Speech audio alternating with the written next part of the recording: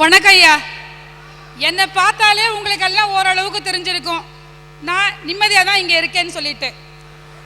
ஐயா, மருமகளால மாமியாருக்கு நிம்மதி இல்லைங்கிறாங்க, கணவரால மனைவிக்கு நிம்மதி இல்லை, கணவருக்கு ஆபீஸ்ல நிம்மதி இல்லை. இதெல்லாம் விட்டுட்டு சரி அம்மா வீட்டுக்கு 2 நாளைக்கு நிம்மதியா போயிருக்கலாம் தான் நான் போறதுக்கு முன்னாடியே அம்மா புலம்பிட்டு இருக்காங்க, அப்பா செய்யறது சரியில்லை, எனக்கு நிம்மதி இல்லைன்னு. ஐயா, இந்த காலகட்டத்தில் தாத்தா பாட்டில இருந்து டாடா பிர்லா வரைக்கும் நிம்மதி இல்லைன்னு புலம்பல் தான். அதெல்லாம் இருக்கட்டும், என் பையனுக்கு 4 வயசு, அவன்கிட்ட சரி சந்தோஷமா 2 வார்த்தை பேசலான்னு, தம்பி இங்க வாடா வெளியில போயிட்டு சந்தோஷமா வரலான்னு அவன் சொல்றான், மம்மி என்ன தொந்தரவு பண்ணாதீங்க நான் நிம்மதி இல்லாம இருக்கிறேன்னு. என்னடா இது, 4 வயசு கூட இவனுக்கு ஆகல, இவன் நிம்மதி இல்லை நிம்மதியை பத்தி பேசுறானேன்னு அவன்கிட்ட கேட்டா அவன் அதுக்கு என்ன தெரியுமாயா காரணம் சொல்றான், நான் பாஸ் ஆகி வேற கிளாஸ்க்கு மாறிட்டேன் மம்மி, எங்க மிஸ் வந்து அதே கிளாஸ்ல இருக்கிறாங்க மம்மிங்கிறான். ஐயா, 6 வயசுல இருந்து 60 வயசு வரைக்கும் ஒரே புலம்பல், நிம்மதி இல்லை நிம்மதி இல்லைன்னு. நிம்மதியை பத்தி புலம்பிட்டு இருந்தா எப்படிங்க ஐயா நிம்மதி வரும்? வாங்க, அதுவும் துபாய்க்கு வாங்க, வந்து வேலையை தேடுங்க, நிம்மதி உங்களை தேடி தானா வரும். நீங்க 4 வயசு பையன் சொன்னீங்க, நிம்மதியை தேடுவதற்கு வயசு காரணம் அல்ல, மனசு தான் காரணம். அதை மட்டும் உணர்ந்துங்க. நிம்மதி என்பது ஒவ்வொரு வயசுல ஒவ்வொரு நிம்மதியை கொடுக்கும். 5 வயசுல கிரிக்கெட் விளையாண்டாதான் நிம்மதி கிடைக்கும், 15 வயசுல வந்து வேற விதமான ஒரு நிம்மதி கிடைக்கும். புரிஞ்சுக்கிட்ட பத்தியா? நான் சொல்ல வேணாம்னு நினைச்சேன். ஐயா, 16 வயது வந்தால் 16 வயதிலே படம் பார்க்கும் போது நிம்மதி வரும், 16 வயதை பார்க்கும் போது நிம்மதி வரும். அதுக்கு வயசு காரணம். அதே வந்து ஒரு கொஞ்சம் வயசு தாண்டிட்டாக்கா பெற்ற கட்டிய மனைவியை பார்க்கும் போது நிம்மதி வரும், அடுத்த ஒரு கட்டத்தில் பெற்ற பிள்ளைகளை பார்க்கும் போது நிம்மதி வரும், அடுத்த ஒரு காலகட்டத்தில் பேர குழந்தைகளை பார்த்தால் நிம்மதி வரும். ஒரு காலகட்டத்தில் இறைவனை தேடும் போது மட்டும்தான் நிம்மதி வரும். ஆக நிம்மதி என்பது வயசை பொறுத்தது மட்டுமல்ல, மனசை பொறுத்தது. உழைக்கும் தோழர்களே ஒன்று கூடுங்கள், உலகம் நமது என்ற சிந்து பாடுங்கள், மேடு பள்ளம் இல்லாத சமுதாயம் காண என்ன வழி எண்ணி என்று பாருங்கள், அண்ணா சொன்ன வழி கண்டு நன்மை தேடுங்கள், அண்ணா சொன்ன வழி கண்டு நன்மை தேடுங்கள். நாங்க நல்லா இருக்கோணும் நாடு முன்னேற, நம்ம நாட்டில் உள்ள ஏழைகளின் வாழ்வு முன்னேற, நாங்க நல்லா இருக்கோணும் நாடு முன்னேற, நம் நாட்டில் உள்ள ஏழைகளின் வாழ்வு முன்னேற. ஐயா, பிரிவுல 2 வகை, ஒன்னு தற்காலிகமான பிரிவு, இன்னொன்னு நிரந்தரமான பிரிவு. இங்க இருக்க பிரிவு எல்லாமே தற்காலிகமான பிரிவியா.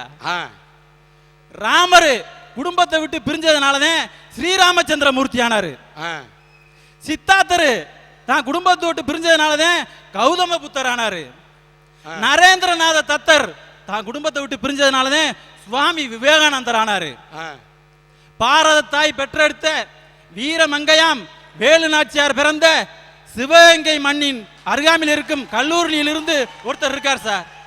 யார் அது? அவர் தான் சார் அந்த சிவ சிதம்பரம். நாங்கள் குடும்பத்தை பிரிந்து வந்து இங்கே நிம்மதியா இருக்கிறோம், என் தாய் நாட்டில் என் குடும்பம் நிம்மதியாகவும் மகிழ்ச்சியாகவும் இருக்கு. ஐயா, சிற்ற அறிவு உடைய பறவை கோழி தானே முட்டையிட்டு தான் அடக்காத்து தானே பொறிச்ச குஞ்ச மற்ற விலங்கினங்களோ இல்லை மனிதர்களோ கிட்டத்தில் போனால் விரட்டிக்கிட்டு கொத்த போகும். ஏன் தெரியுமா? அந்த குஞ்சை யாராவது எடுத்துட்டு போயிடுவாங்களோன்ட்டு. அதே கோழி சிறிது காலத்திற்கு பின்னாடி பார்த்தீங்கன்னா அந்த கோழி தான் குஞ்சவே கொத்தி விரட்டும். ஏன் தெரியுமா? தான் கையை ஊண்டி தான் பொழைக்கணுங்கிறதுக்காக. இதை பார்த்தாரியா எங்க ஊருக்காரு கவிஞர் கண்ணதாசன் அழகான முத்தான வரியில எழுதினார் பாடலை. வளர்த்த குஞ்சுகள் பிரிந்த போதிலும் வருந்தவில்லையே தாயடா, மனித ஜாதியில் துயரம் யாவுமே மனதினால் வந்த நோயடா, மனதினால் வந்த நோயடா. சிற்றறிவுடைய பறவையே தான் கையை ஊண்டி தான் பொழைக்கணுங்கிற என்ன இருக்கையில 6 அறிவு படைத்த இந்த சிவ சிதம்பரம் தான் குடும்பத்தை விட்டு பிரிஞ்சு இந்த மண்ணில் நிம்மதியா இருக்கேன், அங்கே தாய் மண்ணில் என் குடும்பம் மனைவி மக்கள் அனைவரும் நிம்மதியாக இருக்காங்கய்யா. இந்த நிம்மதி தாயா சிறந்த நிம்மதி. மண்ணும் மரமும் இணைஞ்சிருக்கு, ஆ, நீரும் மீனும் இணைஞ்சிருக்கு, அந்த வானம் நிலவு கூட இணைஞ்சிருக்கு சார். ஆ, இப்படி இயற்கையெல்லாம் இணைஞ்சிருக்கு. ஆ. நான் என் குடும்பத்தை பிரிஞ்சிருக்கேன் சார். சார், ஒரு வருடத்துல வசந்த காலம் எத்தனை மாசம் சார்? 6 மாதங்கள். இலையுதிர் காலம் 6 மாதங்கள். இது உலகத்துல மாறி மாறி வரலாம் சார். எங்களுக்கு எது தெரியுமா சார்? வசந்த காலம் எவ்வளவு நாள் தெரியுமா சார்? 1 மாதம் சார். அந்த உறவுகளை தேடி ஊருக்கு ஓடுகிறோம் பாருங்கள், அந்த 1 மாதம் தான் சார் எங்கள் வாழ்க்கையில் வசந்த காலம். சார், நான் இங்க எப்படி தெரியுமா சார் வாழ்றேன்?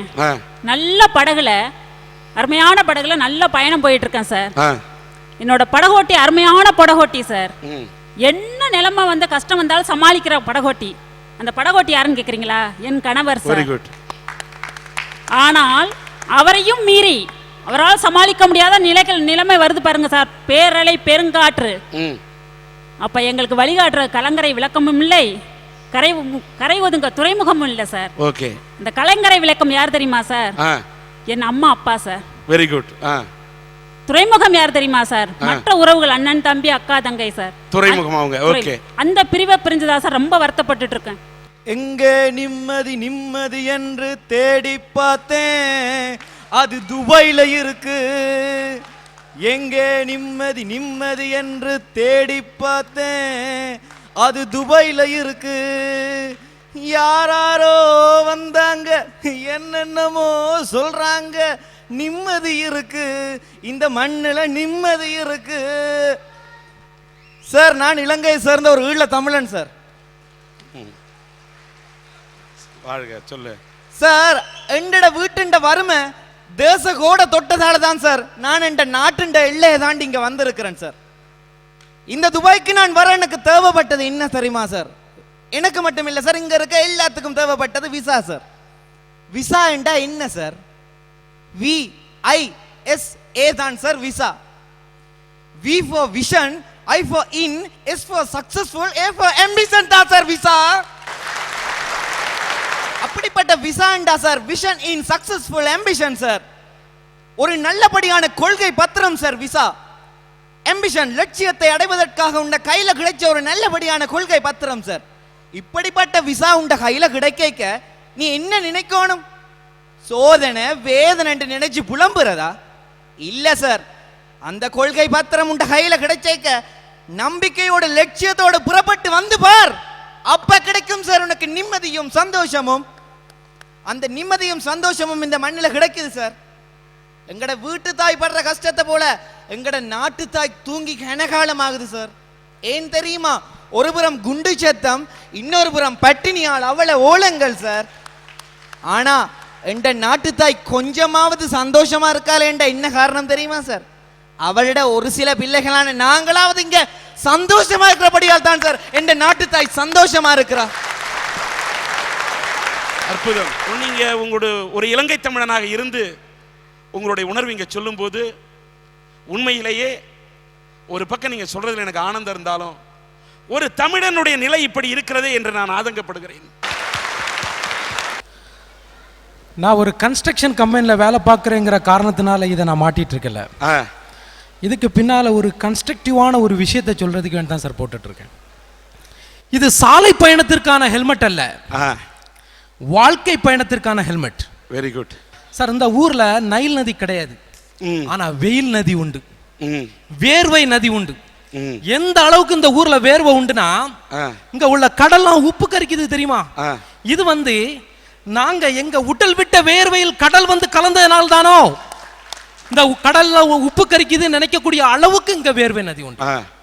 அந்த வேர்வை நதியை பொருட்படுத்தாம நம்ம இந்திய இங்க ஒவ்வொரு இடத்துல பார்த்தாலும் இத தலையில சூடிக்கிட்டு தலை நிமிர்ந்து வேலை பார்த்துட்டு இருப்பான் சார். ஐயா, இந்த தொப்பியை இப்படி பிடிச்சுக்கிட்டு கூனி குறுகி நிக்கிறவங்களை இந்த ஊர்ல பார்க்கவே முடியாது. ஐயா, இதை இப்படி பிடிச்சா இது பிச்சை பாத்திரம், இப்படி பிடிச்சா இது அச்சை பாத்திரம், இப்படி பிடிச்சா இது அவமானம், இப்படி பிடிச்சா இது வெகுமானம். அப்படிப்பட்ட உழைப்பு தரக்கூடிய பூமி தான் சார் சொர்க்க பூமி. ஐயா, இந்த ரெண்டு என்ன சார்? கைகள். இந்த ரெண்டும் உங்க கைகள். ஐயா, இந்த முதுகெலும்பு இருக்குல்ல சார், ஸ்பைனல் கார்டு, இது ஆண்டவன் நேரா படைச்சதுனால தானே இது காலாக வேண்டியது கையாச்சு. ஆமா. சப்போஸ் இந்த மிருகங்களுக்கு படைக்கிற மாதிரி இந்த கிராஸ்ல படைச்சதுதான் வச்சுடுங்க, இது கால் தானே. ஐயா, இதுக்கு பின்னால ஒரு முக்கியமான தத்துவம் இருக்கு. ஆண்டவன் படைச்ச படைப்பில மிகவும் சிறந்த படைப்பு மனித படைப்பு சார். அந்த மனிதனுக்கு எல்லா மிருகங்களும் அடிப்பணியணும், தலை வணங்கணும். ஆனா மனிதன் ரெண்டு விஷயத்தை தவிர வேற எதுக்காகவும் தலை வணங்க கூடாதுன்னு அந்த ஆண்டவர் விரும்பினா சார். அந்த 2 விஷயம் எது தெரியுமா? அவனை வணங்குவதும் உழைப்பதும் சார். இந்த 2 விஷயத்துக்காக தான் மனிதன் தலை வணங்க நினைச்சான். அதனால தான் ஒர்க் இஸ் வர்ஷிப்னாச்சு சார். நான் உழைச்சி சாப்பிட்றேங்கிற ஒரு நிம்மதியை விட்டு வேற என்ன சார் வேணும் ஒரு ஆம்பளைக்கு? சரி, அந்த நிம்மதி எந்த பூமி எனக்கு தருது, அதனால நான் சந்தோஷமா இருக்கேன். ஓகே. சொன்னா நம்ப மாட்டீங்க சார், துபாயில இருந்து எனக்கு விசா வந்த பிறகுதான் சார் என் வயசு பொண்ணுங்களும் அவங்க அப்பா அம்மா மாறும் என்னை பத்தி விசாரிக்கவே ஆரம்பிச்சாங்க. சபாஷ் சார். நம்ம ஊர்ல எல்லாம் மாறிடுச்சு, எல்லாம் மாறிடுச்சு, நீ ஊருக்கு போகலாமே அப்படிலாம் பல பேர் சொல்றாங்க சார். ஆனா நம்ம ஊர்ல எல்லாம் மாறிச்சு. ஏர் உள்ள டிராக்டர் வந்தது, நடவு செய்ய இயந்திரம் வந்தது, அறுவடை செய்த கதிரடிக்கும் இயந்திரம் வந்தது. இப்படி எல்லாம் மாறியது நம் நாட்டில். ஆனால் உழவனின் கோமணம் மட்டும் இன்னும் மாறாமலே இருந்து கொண்டிருக்கு. வறுமை மாறிச்சா சார் நம்ம நாட்டுல? வறுமை மாறவும் மாறாது. வறுமை மாறவில்லையே தவிர இந்தியாவில் இருந்த வறுமை வெறுமை மீறி இன்றைக்கு இந்தியா கொஞ்சம் மேல வந்துகிட்டு இருக்கு சார். இன்னைக்கு அதை மட்டும் நீங்க ஒத்துக்கணும். நாட்டு கொத்தன் வந்து 30 வருஷத்துக்கு முன்னாடி எங்க வீட்டுக்கு பக்கத்தில் உள்ள கொத்தன் இன்னைக்கு கொத்தனா கரண்டி எடுத்துட்டு போறானே தவிர அவன் வாழ்க்கைக்கு இன்னும் ஒரு நல்ல ஒரு கேரண்டி கிடைக்கவே இல்லை. அவன் வீடாகத்தான் இருக்குது. நம்ம நாட்டில் ஒரு கடன் வாங்காம ஒரு வீடு கட்டிட முடியுமா சார்? இங்க உள்ள மேசன் ஒரு 10 வருஷம் உழைத்தான் என்று சொன்னால் அவனால ஒரு கண்டிப்பாக ஒரு வீடு கட்ட முடியும். நம்ம நாட்டில் கடனை வாங்காம வீடு கட்ட முடிஞ்ச ஒரே பசையுள்ள பார்ட்டி செலந்தி மட்டும்தான் சார். அப்படிப்பட்ட நிலைமையில தான் நம்ம இருந்துட்டு இருக்கோம். ஐயா, அதாவது இந்த ஊர்ல வந்து பிரிவு பிரிவு பிரிவு பிரிவுன்னு சொல்றாங்க. பிரிந்து வாழ்கிறோம் என்றெல்லாம் சொல்றாங்க. பிரிந்து வாழ்வதில் எந்த தவறும் இல்லை, மனைவியை புரிந்து வாழாமல் இருந்தால் தான் தவறு. சபாஷ், அருமையான கருத்து. சார், 2 பேரும் ஒரு ஊர்ல இருந்துகிட்டே இருக்கிறாங்கன்னு வச்சுருங்களேன், அவங்களுக்கு இடையில புரிதல் இல்லைன்னு வச்சுருங்க, என்ன பிரயோஜனம் சார்? நாங்க அந்நிய தேசத்தில் இருந்தாலும் எனக்கும் என் மனைவி இடையில நல்ல புரிதல் இருக்குது. ஒரு வெக்கத்தோட சொல்றேன், இன்னைக்கு நான் அரட்டை அரங்கில் செலக்ட் ஆனது எனக்கு 5 முத்தம் கூட கிடைச்சது. இப்ப நான் நல்லா பேசிட்டு போனோன்னு எனக்கு 15 முத்தம் காத்திருக்கிறது.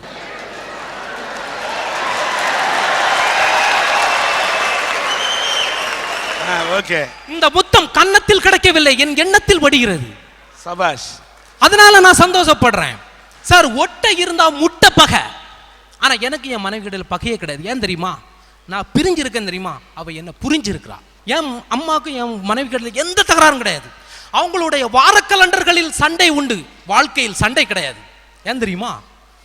அவனே வெளியூர்ல போய் கஷ்டப்பட்டு இருக்கான், அவனை நம்ம டென்ஷன் ஆக்க கூடாதுங்கிற ஒரு நல்ல எண்ணம் அவங்களுக்கு வருது தெரியுமா? அது எனக்கு நிம்மதி சார். அந்த ஒரு ஆத்ம திருப்தி எங்களுக்கு கிடைக்குது. எங்கள் சொந்தங்களுக்காக நாங்கள் கஷ்டப்படுறதுல ஒரு ஆத்ம திருப்தி கிடைக்குது. அவங்களுக்காக நாங்கள் தியாகம் பண்ணக்கூடிய ஒரு சந்தோஷம் எங்களுக்கு இருக்குது தெரியுமா சார்? வாழ்க்கையில் வந்து அடுத்தவனை சந்தோஷப்படுத்தி வாழ்கிற ஒரு மிகப்பெரிய சந்தோஷம் எங்களுக்கு கிடைக்குது. அதுதான் எங்களுடைய மிகப்பெரிய நிம்மதி என்று கூறுகிறேன். சபாஷ். அரிது அரிது மானிடராய் பிறத்தல் அரிதுன்னு ஔவையார் அன்னைக்கு சொன்னாங்க. இங்க நாங்க உணர்றது எளிது எளிது, மனுஷனா பிறக்கிறது எளிது, ஆனா ஒரு நல்ல மனுஷனா வாழ்றது தான் ரொம்ப கஷ்டம். ஏன் அப்படி சொல்றேன்னு கேக்குறீங்களா? கடவுள் ஒவ்வொரு உயிரினங்களையும் படைக்கும் பொழுது 30 வருஷம் ஆயுசுன்னு சொல்லி கொடுத்துட்டானா. அப்ப வேண்டான்ட்டு முதல்ல ஓடி வந்தது நாய். நாய் வந்து சொல்லியிருக்கு, கல்லால் அடிபட்டு காலம் தள்ள முடியாது, எனக்கு ஒரு 10 வருஷம் குறைச்சிருங்கன்னு. அதுக்கு அடுத்தது வந்திருக்கு கழுதை. கழுதை வந்து சொல்லியிருக்கு, பொதி சுமந்தே என்னால் காலம் தள்ள முடியாது, எனக்கும் ஒரு 10 வருஷம் குறைச்சிருங்கன்னு. அதுக்கப்புறம் வந்திருக்கு குரங்கு, தாவி தாவி என் தாவு தீருது, எனக்கும் ஒரு 10 வருஷம் குறைச்சிருங்கன்னு. எல்லாத்துக்கும் 10 வருஷம் குறைச்சி அமுச்சுட்டாரான். அப்புறம் மனுஷன் வந்திருக்கான், என்னப்பா உனக்கும் ஆயுசை குறைக்கணுமான்னு. அட போசாமி, 30 வருஷ காலத்துல என்னத்தை பண்ண முடியும், ஒரு திறமை வளர்த்துக்கிறதுக்கே சரியா இருக்கும், எனக்கு கொஞ்சம் கூட பார்த்து போட்டு கொடுன்னு. உடனே அந்த கழுதை, நாய், குரங்கு அவங்கெல்லாம் வேண்டான்னு சொன்ன அந்த 10 வருஷத்தெல்லாம் 30 வருஷமா சேர்த்து மனுஷனுக்கு கொடுத்துட்டாங்களாம். அதனால தான் நாங்க 30 வருஷம் நம்ம ஊர்ல சந்தோஷமா இருந்துட்டு இங்க வந்து நாயா வேலைக்கு அலையிறோம், கழுதையா எங்களுடைய குடும்ப பாரத்தை சுமக்கிறோம். ஒரு வேலை கிடைச்சாலும் இந்த வேலையில திருப்தி இல்லாம அந்த வேலைக்கும் இந்த வேலைக்கும் குரங்கா தாவிக்கிட்டு இருக்கோம். மொத்தத்துல நாங்க மனுஷனாவே இல்ல. எப்போ நாங்க முழு மனுஷனாகிறோம் தெரியுமா? எல்லாத்தையும் முடிச்சுட்டு எங்க தாய் திருநாட்டுல போய் எங்க காலடி எடுத்து வைக்கிற பாருங்க, அன்னைக்குதான் நாங்க முழு மனுஷனாகிறோம். அப்படிப்பட்ட நல்ல நாட்டுல எத்தனை நல்ல விஷயங்களை விட்டுட்டு வந்திருக்கேன் தெரியுமா? பொத்தி பாதுகாத்தி தண்ணி ஊத்தி வளர்த்த அந்த மலர்கொடியை விட்டுட்டு வந்திருக்கேன். மழை காலம் போது அந்த மண் வாசனை நினைவுக்கு வருது. ஒரு அற்புதமான மண் வாசனை வருமே, அது இங்க உள்ள எந்த பர்ஃபியூம்காவது ஈடாகுமா? நம்ம நாட்டில் கொண்டாடுறப்படுற ஒவ்வொரு பண்டிகைக்கும் ஒவ்வொரு உன்னதமான அர்த்தம் இருக்கு. போகி கொண்டாடுவாங்களே, பழசை கொளுத்திட்டு புது துணி போட்டுக்கிறது மட்டும் போகி இல்லைங்க. மனசுல உள்ள பகைமை, வெறுப்பு, அழுக்கு இதெல்லாத்தையும் நீக்கிட்டு புது சிந்தனையை புகுத்துறான் பாருங்க, அதுதான் போகி. மாட்டு பொங்கல் என்ன, காணும் பொங்கல் என்ன, அதெல்லாம் இங்க காண முடியாம இருக்கும். நீங்க நினைக்கலாம் இவன் என்ன பொங்கலை பத்தி பேசிட்டு இருக்கான்னு. நான் ஒரு வேற்று மதத்தவளா இருக்கலாம், ஆனாலும் என்னுடைய தோழிமாருங்களோட போய் அவங்களுடைய உறவுகளை என் உறவா நினைச்சு நான் இனிப்பு பரிமாறுவனே. அந்த உன்னதமான விஷயங்கள் இங்க கிடைக்குமா? மாற்று மதத்தை சார்ந்த இந்து மதத்தை சார்ந்த பெண்களாலும் அந்த பெண்கள் என்னுடைய தோழிகள் என்று தோழமை உணர்வோடு சொன்னாயே, இந்த மத நல்லிணக்கம் உடைய உன்னை போன்ற உணர்வு உள்ள பெண் எங்கே போனால் கிடைப்பார்? ஒரு முறை பெர்னாட் ஷா கிட்ட கேட்டிருக்காங்க, நீங்க அடுத்த ஜென்மம்னு ஒன்று எடுத்தனா எந்த நாட்டில் பிறக்கணும்னு ஆசைப்படுறீங்கன்னு. அவர் சொல்லியிருக்காரு, நான் இந்திய மண்ணில் பிறக்கணும்னு ஆசைப்படுறேன்னு. ஏன் தெரியுமா? நம்ம நாட்டு கலாச்சாரம், பாரம்பரியம், பண்பாடுக்காக இந்திய மண்ணில் பிறக்கணும்னு ஆசைப்பட்டாரு. இந்திய நாட்டு கலாச்சாரம் 500 வருஷங்கள் ஆனாலும் சீர்கேடாதுன்னு சொன்னாரு. அப்படி ஒரு வெளிநாட்டவர் நம்ம இந்திய மண்ணில் நம் நாட்டு கலாச்சாரத்துக்காக பிறக்கணும்னு ஆசைப்படுறாரு. ஆனா இந்திய மண்ணில் பிறந்த என்னால அந்த கலாச்சாரத்துல காலூன்ற முடியாம தவிச்சிட்டு இருக்கேன். இது எனக்கு வேதனை இல்லையா? நம்ம நாட்டுல எத்தனையோ அற்புதமான விஷயங்கள்ல ஒண்ணுதான் விருந்தோம்பல். திருவள்ளுவர் சொல்லியிருக்காரு, செல்விருந்தோம்பி வருவிருந்து காத்திருப்பான் நல்விருந்து வானத்தவருக்குன்னு. அந்த விருந்தோம்பல் செய்ய எனக்கும் ஆசைதான். ஆனா இங்க நாங்க எங்க இறைப்பையை நிரப்பவே நேரம் சரியா இருக்கு, அதுக்கு மேல உள்ள இருதயப்பையை மறந்து போயிடுறோம். அந்த அம்மா நல்ல அருமையா பேசிட்டு இருக்காங்க, நல்ல உணர்வோட பேசிட்டு இருக்காங்க. ஐயா நான் ஒண்ணுமே கேட்கல ஐயா, உன்ன உட்காந்துருயா. நானும் விருந்தோம்பலால பட்ட வேதனையத்தான் உணர்வோட சொல்ல வந்திருக்கேன். சொல்லுங்க. விருந்தோம்பல் வைக்கணும்னு எனக்கும் ஆசைதான். இன்னைக்கு விற்கிற விலைவாசியில விருந்தோம்பல் வைக்க முடியாது. அன்னைக்கு 2 ரூபா கொடுத்தா முடி போல புளி உருட்டி கொடுத்தான். இப்ப 2 ரூபாய்க்கு புளி காட்டா ஆளை வச்சு அடிக்க வராம்னு. அன்னைக்கு 5 ரூபா கொடுத்தா ஒரு பாட்டில் எண்ணெய் கொடுத்தான். இப்ப 5 ரூபா கொடுத்தா சுண்டூரில் முக்கி தலையில தைச்சுட்டு ஓடி போயிருங்க. ஆனா விருந்தோம்பல் இருக்கா? அவ்வளத்தையும் தாங்கிட்டு நானும் ஒருத்தனுக்கு விருந்து போட்டேன். வந்தவன் 1 மாசம் இருந்தா ஐயா. நான் கேட்டேன், வீட்டுல பொண்டாட்டி பிள்ளைய ஞாபகம் வரலையாடா, போலையா அப்படின்னு கேட்டேன். அவனே ஞாபகம் வந்துட்டேன்னா எனக்கு சந்தோஷம் தாங்கல, பயா கிளம்ப போறான்னு. அடுத்தால சொன்னா எல்லாருக்கும் தந்தி கொடுத்து வர வச்சுட்டவனே. அப்படி தொல்லை நிறைஞ்சவன் அவனை தந்தி கொடுத்து அவன் வர வச்சானோ இல்லையோ, தொல்லை கொடுக்கறதுக்குன்னே உன்னை யாரையா இங்க தந்தி கொடுத்து வர வச்சது? பிச்சுமணி உட்கார. பெருமை மிக்க விஷயம் ஜனநாயகம், தேர்தல் முறை. நமக்கெல்லாம் ஓட்டுரிமை இருக்கு. அந்த ஓட்டுரிமையை அனுபவிக்க முடியலன்னு எத்தனை பேர் கஷ்டப்பட்டிருப்பீங்க? நம்ம ஓட்டை எவனோ போடுறான்னு யோசிச்சிருப்பீங்களா நீங்க? இங்க இருந்துட்டு நீ ஓட்டு போட முடியும்னு வருத்தப்படுற, இந்தியால இருந்துகிட்டே தமிழ்நாட்டில இருந்தே ஓட்டு போடாம இருக்கக்கூடிய அந்த ஜென்மங்களை விட இங்க இருந்து ஓட்டு போட முடியும்னு வருத்தப்படுற நீங்களா இங்க உயர்ந்து நிக்கிற நிலைமை இங்க எப்படி இருக்கு தெரியுமா? ஒரு குட்டி ஒட்டகம் அம்மா ஒட்டகிட்ட கேட்டிருக்கு, அம்மா நம்ம கால்கள்லாம் ஏன் நீளமா இருக்குன்னு. பாலைவன மணல்ல நடக்கிறதுக்காகன்னு சொல்லியிருக்கு அம்மா. நம்ம கண் இமைகள்லாம் ஏமா பெருசா இருக்குன்னு கேட்டிருக்கு. அதுக்கு அந்த தாய் சொல்லியிருக்கு, பாலைவன மண்ணெல்லாம் நம்ம கண்ணுக்குள்ள போயிடக்கூடாதுன்றதுக்காகன்னு. திமிலியமா நமக்கு கொடுத்துருக்காங்கன்னு. நம்ம தண்ணீரையும் உணவும் தேவையான அளவுக்கு நம்ம சேகரிச்சுக்கிறதுக்காக கொடுத்துருக்காங்கன்னு. அதெல்லாம் சரிம்மா, அப்ப ஏமா நம்ம ஜூக்குள்ள இருக்கோம்னு கேட்டுச்சான். அந்த மாதிரி தாங்க எங்க நிலைமை. அனுபவம், திறமை, படிப்பு எல்லாம் இருந்தோம், இருக்க வேண்டிய இந்திய மண்ணில் இல்லாம நாங்க இங்க வந்து இருக்கிறோம். இங்க உள்ளமெல்லாம் அங்க இருக்கு, உடல் மட்டும் இங்க இருக்கு, உள்ளம் அங்க இருக்கு. இந்திய மண்ணை பிரிகிறதே அதிக வேதனை.